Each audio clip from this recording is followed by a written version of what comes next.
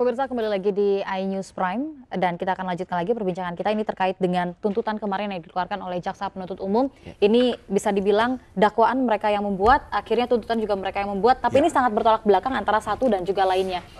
Silakan. Tadi ada yang terputus yang tentang pemeriksaan saksi itu kan. Ambil contoh ketika pemeriksaan saksi Kiai Haji Ma'ruf Amin, ya kan? Di mana di situ timbul fakta baru. Adanya perbincangan telepon antara Kiai Haji Ma'ruf Amin dengan SBY.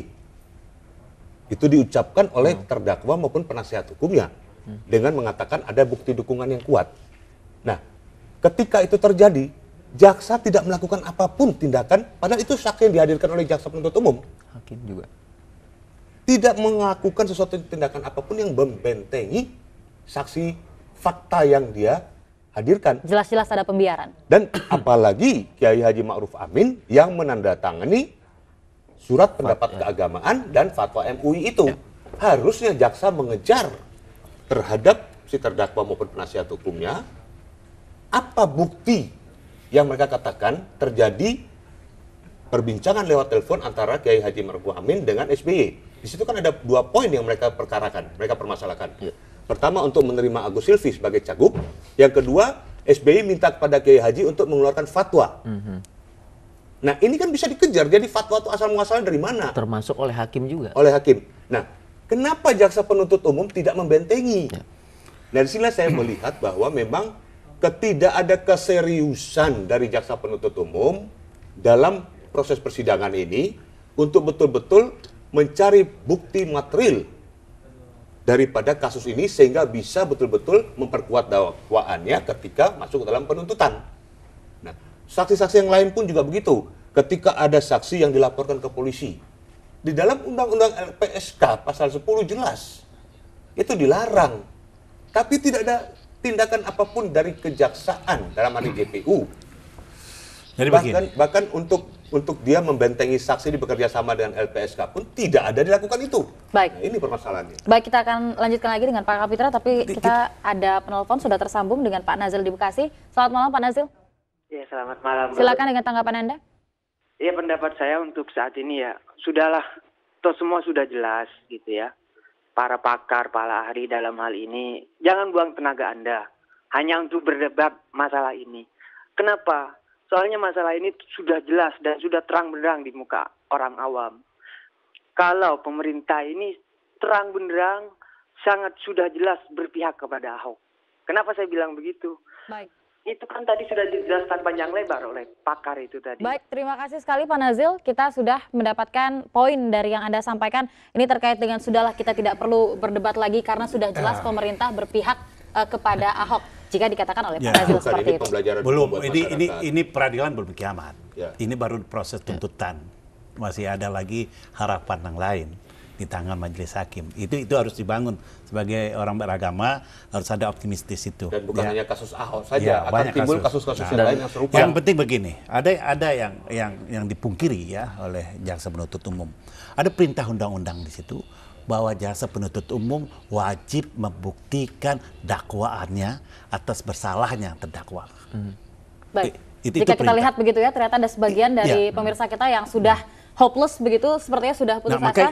Nah, kalau Anda sendiri menilai kira-kira seberapa besar harapan kita, pengadilan belum kiamat begitu, harapan kita kepada para penegak hukum termasuk hakim pada saat ini? Ini yang harus kita pisahkan dulu sementara.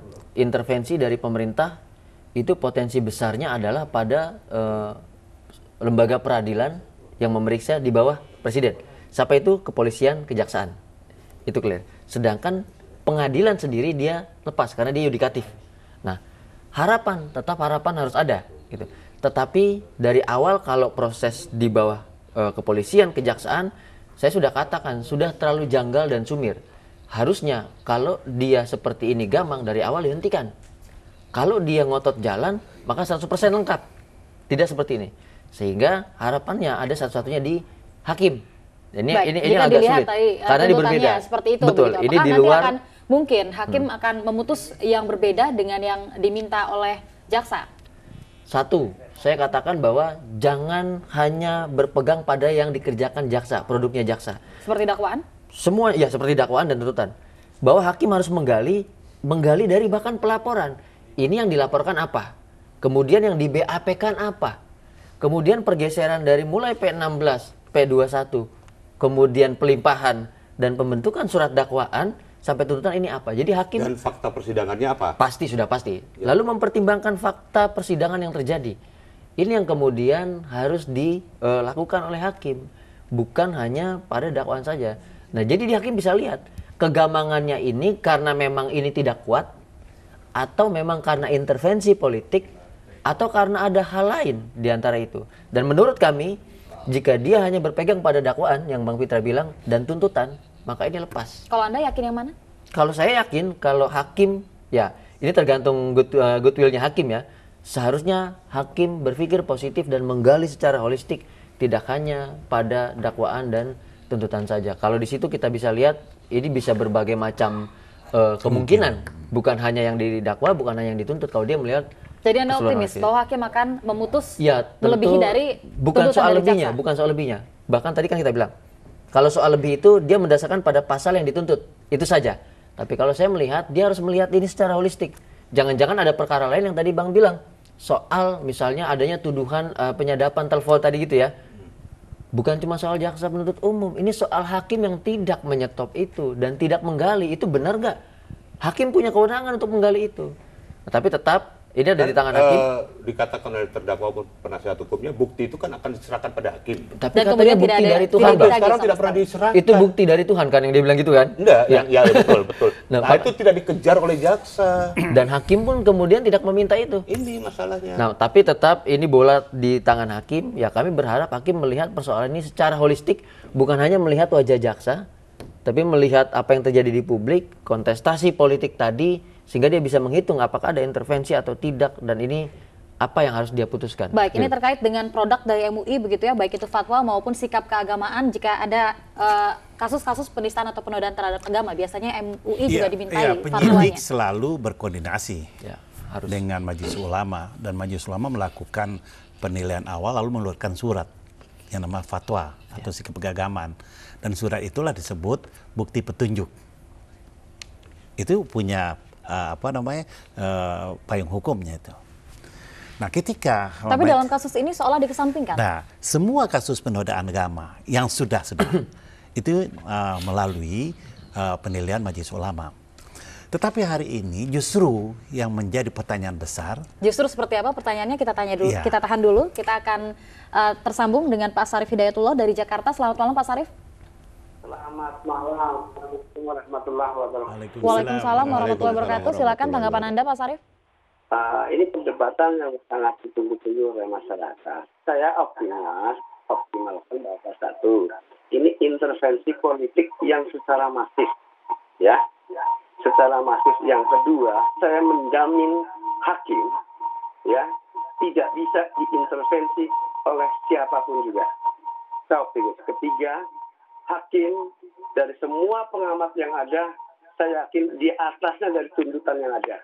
Ini demi kepentingan bangsa dan negara dan persatuan Indonesia, khususnya itu aja. Terima kasih Pak Sarif, dan terima kasih juga atas optimismenya yang diberikan begitu kepada kami dan juga seluruh masyarakat Indonesia terkait masih ada harapan hakim tidak bisa diintervensi. Ya, tentu karena hakim harus berdiri di atas semua golongan dan di atas semua kepentingan, karena dia memberikan suatu keputusan. Kalau keputusan itu diberikan berdasarkan interesting, maka keadilan tercerabut dari akar kehidupan manusia. Nah, untuk itulah hakim dituntut dia berada di wilayah netral, netral zone, ya. Dan kita yakin majelis ini berada di wilayah itu, ya. Tapi permasalahannya tentu tidak sederhana. Ada peristiwa yang terbalik, yang sangat unik terjadi dalam peradilan. Artinya begini. Tuntutan ini jaksa menuntut Ahok apa menuntut Majelis Ulama? Kenapa? Yang dibatalkan sekarang itu adalah sikap keagamaan yang menyatakan Basuki Cahayapurnama menista, menoda agama. Ya, selama ini jaksa kerap meminta begitu fatwa dan juga dari penyidikan. Penyidikan kerap meminta pertimbangan dari MUI terkait dengan kasus penodaan agama. Tidak ada namun kali ini seolah dimentahkan begitu saja. Kita akan membahasnya lebih lanjut usai jeda. Pemirsa, saat lagi Ayus masih akan kembali untuk Anda.